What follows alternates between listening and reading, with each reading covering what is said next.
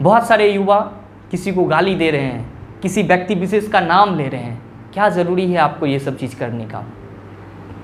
आपको सिर्फ अपने रोजगार से मतलब होना चाहिए। आपकी जो मुद्दा है आप उस पर बात करिए ना, क्यों आप दे रहे हैं किसी को गाली?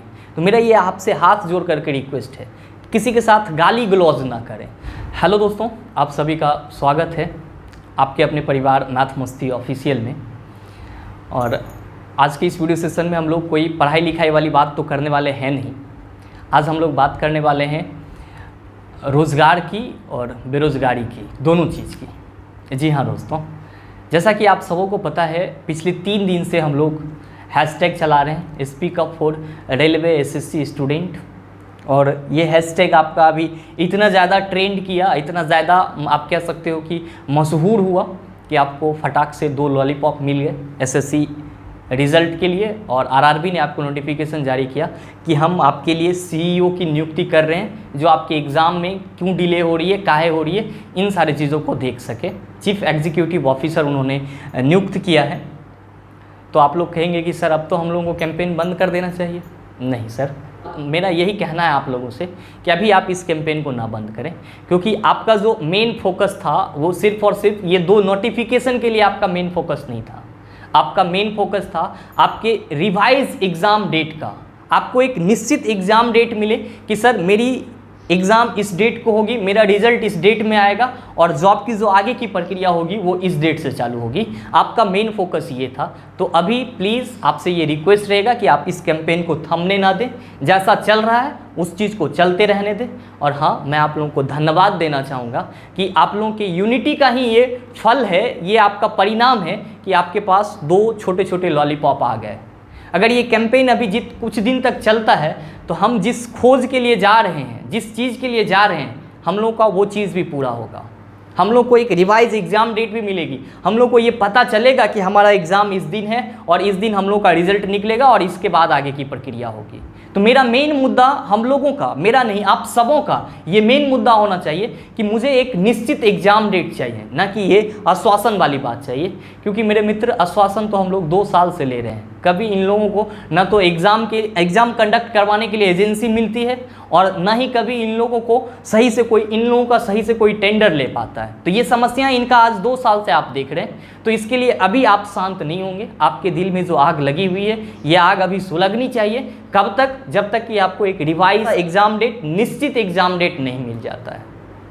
साथ ही साथ मैं आप सबों से एक और रिक्वेस्ट करना चाहूँगा कि जब आप इस ट्वीट को आगे बढ़ा ही रहे हैं तो उसके साथ आप इस हैशटैग आरआरबी एग्ज़ाम डेट को भी इंक्लूड करें, ताकि आरआरबी वालों के पास भी ये नोटिफिकेशन जा पाए कि जो आरआरबी के बच्चे थे वो जिंदा हैं, अभी समझ रहे हैं ना, अभी जिंदा हैं और उनके लिए भी आपको कुछ काम करना है। तो इस अगर हैशटैग को आप ट्रेंड में लाते हैं या आप इस हैशटैग को भी इंक्लूड करते हैं तो मेरे ख्याल से आरआरबी एग्ज़ाम्स भी क्या होगी आपका कि उसका भी एक नोटिफिकेशन आपके पास एक निश्चित डेट का आ जाएगा, जिससे कि आप लोगों को ज़्यादा सहूलियत होगी। और एक और बात मैं कहना चाहूँगा आप सबों से कि ये तो हुई आपकी कैंपेनिंग की बात। मैं आपके यूनिटी को भी सैल्यूट करता हूँ कि आप लोगों ने बहुत ज़्यादा अपना ताकत दिखाया, आपने अपनी क्षमता को बताया इस ट्वीट को आगे ले जा करके। लेकिन यहाँ पे मैं कहना चाहूँगा कि आपकी इस कैंपेन में बहुत सारे लोग पॉलिटिक्स कर रहे हैं, बहुत सारे लोग आपको भड़का भी रहे हैं, बहुत सारे लोग आपके अंदर अन्य लोगों के प्रति हीन भावना जगा रहे हैं। तो प्लीज़ मेरे भाई, मेरे दोस्त, आप अपने हक के लिए जगह हैं। आपका अपना विज़न क्लियर है कि आपको सिर्फ एग्ज़ाम डेट चाहिए, कुछ और मत करने लगिएगा, कुछ और मत कीजिएगा। क्योंकि आप हमेशा याद रखिए कि आपके साथ एक पूरी कम्युनिटी तभी खड़ा हो सकती है जब आप मर्यादित भाषा का प्रयोग करेंगे और जब आप सही राह पर रहेंगे। बहुत सारे युवा किसी को गाली दे रहे हैं, किसी व्यक्ति विशेष का नाम ले रहे हैं। क्या ज़रूरी है आपको ये सब चीज़ करने का? आपको सिर्फ अपने रोजगार से मतलब होना चाहिए। आपकी जो मुद्दा है आप उस पर बात करिए ना, क्यों आप दे रहे हैं किसी को गाली? तो मेरा ये आपसे हाथ जोड़ करके रिक्वेस्ट है, किसी के साथ गाली गलौज ना करें, ये आपको शोभा नहीं देता है। आप एक शिक्षित व्यक्ति हैं और आप एक सभ्य समाज का निर्माण करने के लिए जाने जाएंगे। अगर आप इस तरह का अपने व्यवहार का परिचय देंगे तो फिर आपके एक तो ऐसे ही आपके ऊपर काला धब्बा लगा हुआ है बेरोजगारी का, उसके ऊपर से आपको अशिक्षित और असभ्य समाज का भी धब्बा लग जाएगा कि आप अशिक्षित लोग हैं। तो प्लीज़ आपसे मेरी हाथ जोड़ करके रिक्वेस्ट है कि आपको कोई भी ज़रूरी नहीं है किसी का नाम लेने का, किसी व्यक्ति विशेष को गाली देने का। बाइकआउट कीजिए, आप अपने मन में रखिए ना, बाइकआउट कीजिए, आप उसको इग्नोर कीजिए, बस हो गया। यही आपके लिए सबसे बड़ी चीज़ है। क्या ज़रूरी है आप उसको गाली देंगे, क्या ज़रूरी है आप उसका नाम लेंगे? ऐसा ना करें। और साथ ही साथ मैं आपको ये बताना भी चाहूँगा, आप में से बहुत सारे कहेंगे कि सर जो काम हम सब कर रहे हैं, मुझे तो हंसी भी आती है ये बात बोलते हुए कि आप कहेंगे कि सर जो काम हम सब कर रहे हैं वो काम तो मीडिया का था। तो भाई आप इतना समझ लो कि अब आज के इस दौर में आपका जो मीडिया है, आपकी देश की जो मीडिया है, वो सिर्फ नाम के लिए चौथी स्तंभ रह गई है। क्योंकि ये पहले के ज़माने में होता था जब मीडिया कुछ आवाज़ उठाती थी और सरकार उस पर ध्यान देता था। अब तो बात कुछ और है। अब जो गवर्नमेंट बोलेगी वो मीडिया बोलेगा, बस यही चीज़ हो रहा है। और मीडिया वालों को तो सिर्फ एक ही बात है, पूछता है भारत। क्या पूछता है भारत भाई? बेरोजगारी की भी एक बार बात कर लेते हैं। बेरोजगारी के बारे में भी तो पूछता ही है भारत। अब बेरोजगारी के बारे में तो अमेरिका नहीं पूछ रहा है, भारत ही पूछेगा।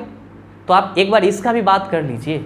क्या ज़रूरी है आप बिना मतलब के एक वीडियो को ना, ये मीडिया वाले भाई एक वीडियो को ना 20 बार दिखाएंगे। थोड़ा सा 5 मिनट आगे से कट करेंगे, अब 5 मिनट पीछे से कट करेंगे, फिर डाल देंगे, हाँ आज इसके साथ ये हो गया। अब लोग क्या करेगा? क्योंकि लोग भी समझ रहे हैं ना, सब अपने अपने घर में बैठे हुए हैं, जो जिसका जैसा चल रहा है वो चल रहा है। बीच में जा कौन रहा है सर? तो हम और आप जैसे युवा जा रहे हैं, हम और आप जैसे युवा जा रहे हैं। जब इन लोग, एक सबसे बड़ी कमी क्या है यहाँ पे कि गवर्नमेंट की सबसे बड़ी कमी है कि जब एग्ज़ाम के नाम पे ये लोग क्या कहेंगे कि हमको एजेंसी नहीं मिल रही है, हम इस इतने बड़े स्टूडेंट को, ह्यूज अमाउंट ऑफ पीपुल को हम ये मैनेज नहीं कर सकते हैं। तो जब आपका इलेक्शन होता है सर, तब आप 1 महीना में कैसे 125 करोड़ जनता से आप चुनाव करवा लेते हैं और वोट दिलवा लेते हैं, और 1 महीना के अंदर आप रिजल्ट भी दे देते हैं और आप संसद भवन में जाकर के बैठ भी जाते हैं।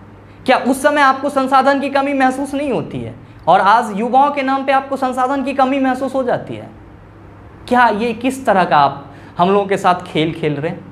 ये खेल नहीं होना चाहिए। और मेरा आप सभी युवाओं से बस एक ही अपील होगा कि आप बेरोजगारी के मुद्दे पे खड़े हुए हैं, आपका विज़न स्पष्ट है, आपका विज़न स्पष्ट है पूरी तरह से कि आपको क्या चाहिए। आपको एग्ज़ाम डेट्स चाहिए, हर साल आपका एक सही टाइम पे एग्ज़ाम हो जाए, बस ये चाहिए। तो आप बस इसी हक के लिए लड़ाई करेंगे, इसी बात को आप रेज करेंगे, इसी बात को उठाएंगे, न कि फिजूल की बातों को उठाएंगे। फिजूल की बात करने से आपका कोई फ़ायदा होने वाला नहीं। आप इस देश की तमाम स्थितियों को समझ रहे हैं, आप इस देश की तमाम स्थितियों को समझ रहे हैं। अगर आप थोड़ा सा भी इधर उधर हुए तो फिर आपके ऊपर बहुत सारे लोग चढ़ जाएंगे और जो आपकी आवाज़ है वो पूरी तरह से धूमिल हो जाएगी। इसीलिए मेरे मित्र, मेरा आपसे बस यही कहना होगा कि सर अगर आप speak up for SSC railway student को आगे बढ़ा सकते हैं तो आरआरबी एग्ज़ाम डेट्स को भी आगे बढ़ाइए। और हम सब आपके साथ हैं, पहले भी साथ थे, आज भी हैं और आगे भी रहेंगे। मिलते हैं हम लोग फिर अगले वीडियो सेशन में। तब तक के लिए best of luck, thank you, have a nice day.